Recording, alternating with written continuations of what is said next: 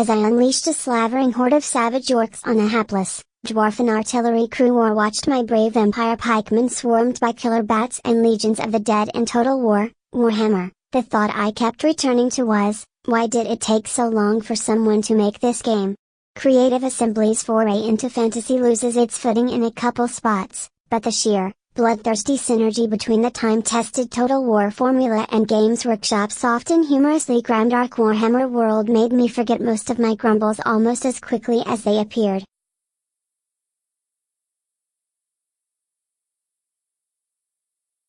By casting off the shackles of history, Total War, Warhammer eliminates a problem that has existed in the last couple iterations of the series: overly similar factions.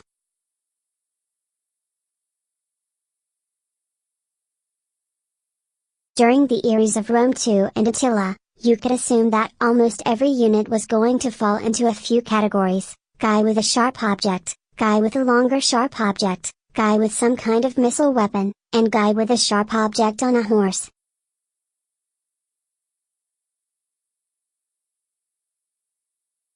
The moment you introduce fantastical characters like lumbering giants, soaring pegasus knights, fireball-flinging wizards, and ancient vampires who can take on entire formations of infantry single-handed, it unleashes a blood-soaked bounty in terms of army differentiation, unit diversity, and new tactics that makes Warhammer's dark fantasy feel like a more natural fit for the Total War series than the real-world past ever was.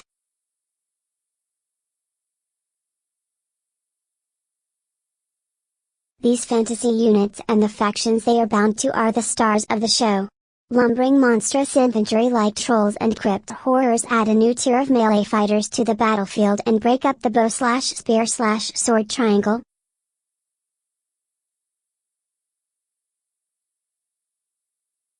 Sorcerers and melee heroes allow you to pour offensive resources to trouble spots in a scrum precisely and decisively.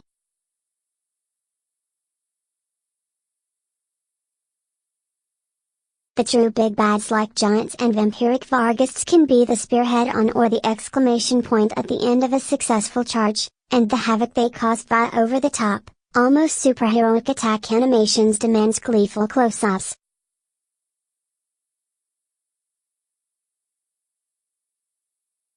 That's something that was too often missing from Rome II and Attila, in which I usually felt obligated to play zoomed out for better tactical control.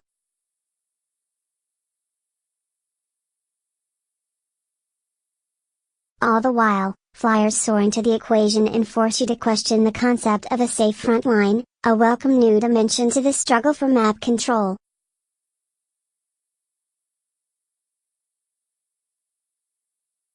The mold-breaking personalities of each faction also extend to their campaigns. The noble human empire and the stoic dwarfs operate along the lines of traditional Total War factions, with the exception that humans get some of the best, heavy-hitting wizards in the old world and dwarfs make up for a lack of cavalry or magic with super-heavy artillery, excellent frontline infantry, and mechanical gyrocopters that can rain firebombs on enemy positions from above.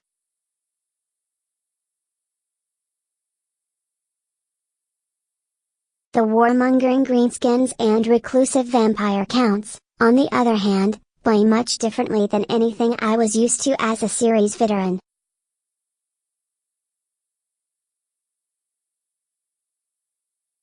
Greenskins, my personal favorite, are simply a blast to command on the strategic map.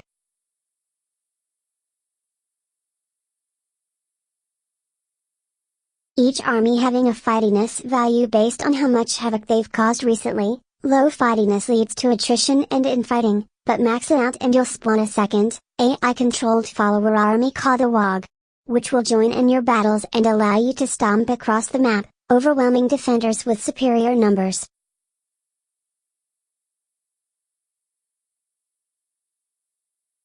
It's nirvana on those days when I didn't feel like worrying about settlements, unrest, or unit composition. I just wanted to run over some dumb humies in a one-sided slaughter, making latrines of their pretentious civilizations.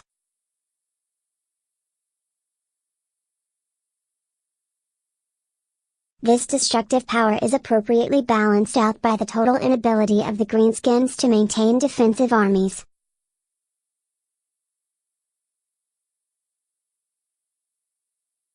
Any stack that stops fighting, and winning, for more than a handful of turns is bound to collapse in on itself.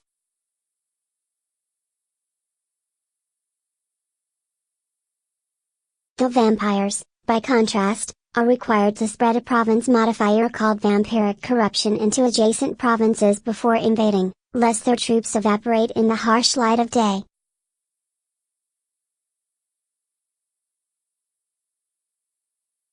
This telegraphing forced me to plan my wars many turns ahead. I felt like my faction embodied the creeping, oncoming dread waiting at the end of a horror movie, and it was rewarding to watch my influence slowly expand.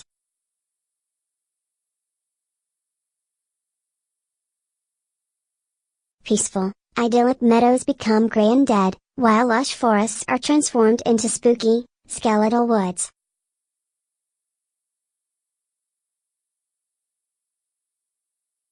There's no mistaking a vampire-dominated region for an imperial one, lending another layer of dynamism to the map.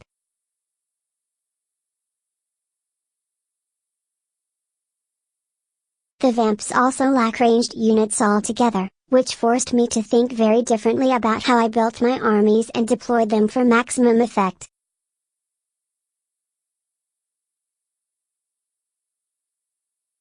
While each of these factions are quite entertaining and different, they are few in number and their starting positions are fixed.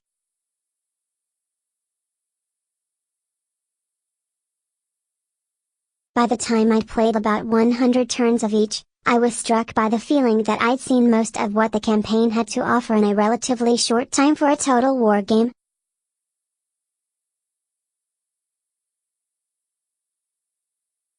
I'm used to having a good dozen or so starting scenarios and minor spins on a few common themes to play with.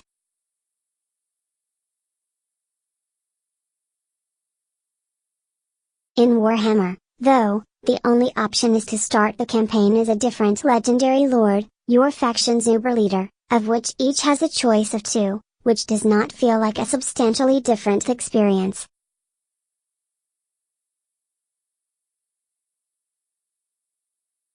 For example, the Empire's political figurehead, Karl Franz, grants an extra 5% campaign movement range and lowers upkeep costs for heavy infantry and cavalry by 10%.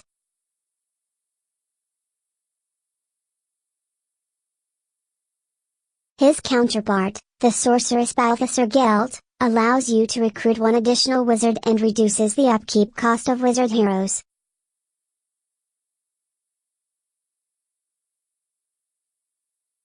The bonuses aren't negligible, but they didn't really change how I played the faction or how the flow of the campaign felt.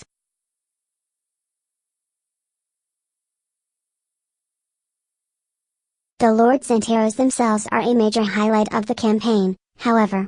Skill trees allow you to turn them into peerless single combatants, blazing beacons of morale and stability, or a less specialized hybrid of both.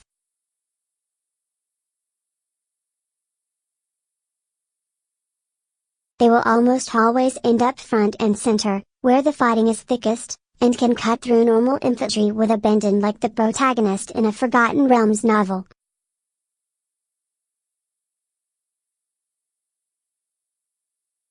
In one campaign, I stacked damage and armor on my orc war boss, Grimgar Ironhide, to the point that he could essentially take on entire units of elite infantry by himself without breaking a sweat.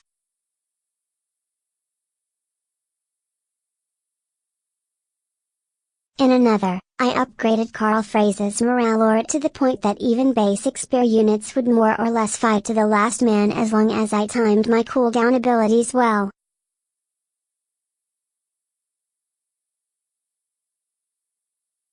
The sense of ownership and personalization of these larger-than-life figures has never been stronger, either.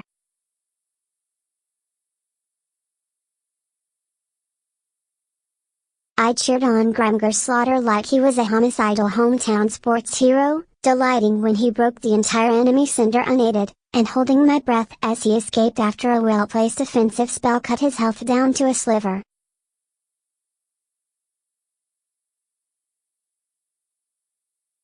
The hero formula wavers when it comes to the quest system.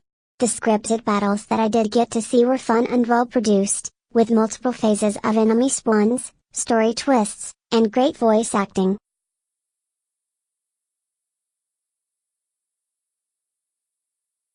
An early Empire quest tasked me with ambushing a group of rebels who were meeting up to plot my downfall at a clearing.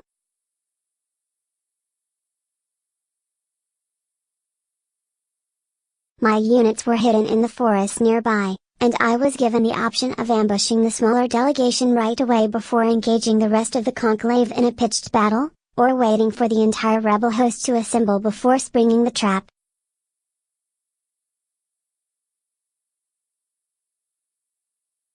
The in-battle storytelling really brought the characters to life and gave them a sense of place, which I found myself craving more of later on.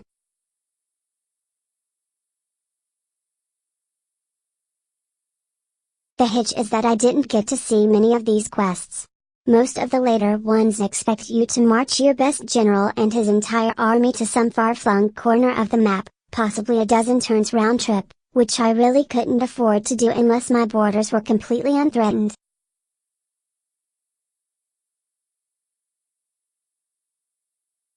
That didn't happen often, and I felt like I was missing out on a major feature as a result.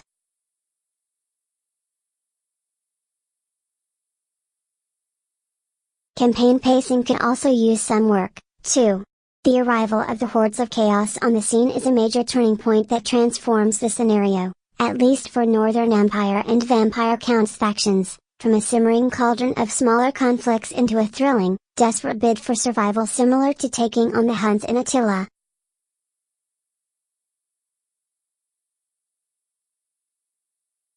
Powerful waves of increasingly chaos-corrupted and frightening marauders and mutants stream out of the northern wastes as fully nomadic hordes that desolate any settlement they come across, rendering the land twisted and barren behind them.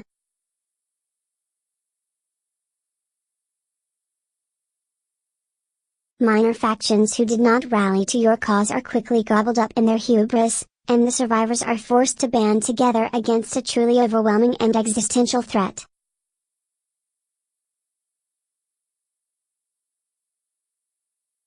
But the arrival of chaos always seems to come a bit too quickly, when poor old Karl Franz is still trying to bring wayward elector counts in line and tech up to his best units.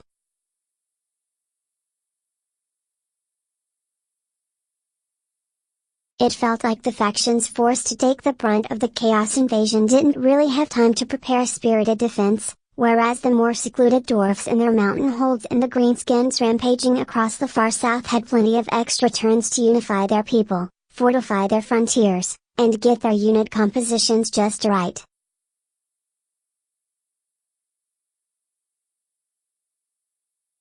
The fact that I was so quickly overrun in my Empire campaign isn't necessarily a bad thing. I enjoyed the challenge, and a force like chaos shouldn't be trivialized to make the campaign more winnable.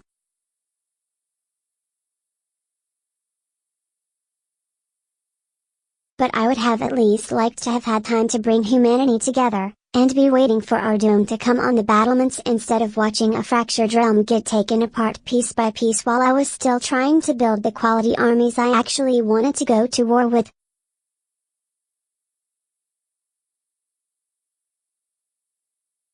In general, the initial phase of exploring and interacting with the world, completing quests, and consolidating your power over the minor factions of your own race could definitely use an extra 20 turns or so of breathing room.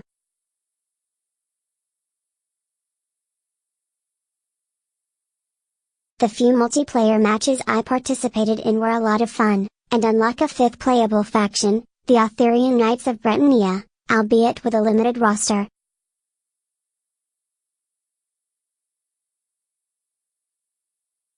As a longtime Total War multiplayer combatant, I found that the new unit types really invalidated a lot of the go-to tactics that had become the metagame in competitive Shogun II, Rome II, and Attila.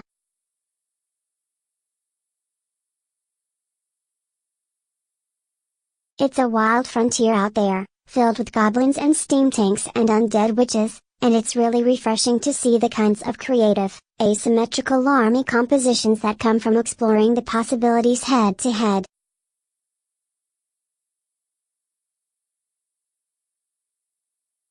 In one match, I made use of almost exclusively flying units to win a city assault with no artillery or siege towers whatsoever.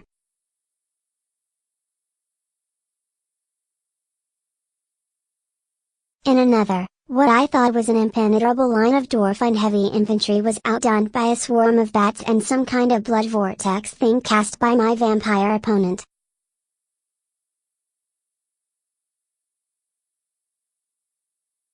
Due to the diversity of the army lists and available battlefield spells, it's a much more difficult ecosystem to fully get your head around and develop clearly optimal strategies for.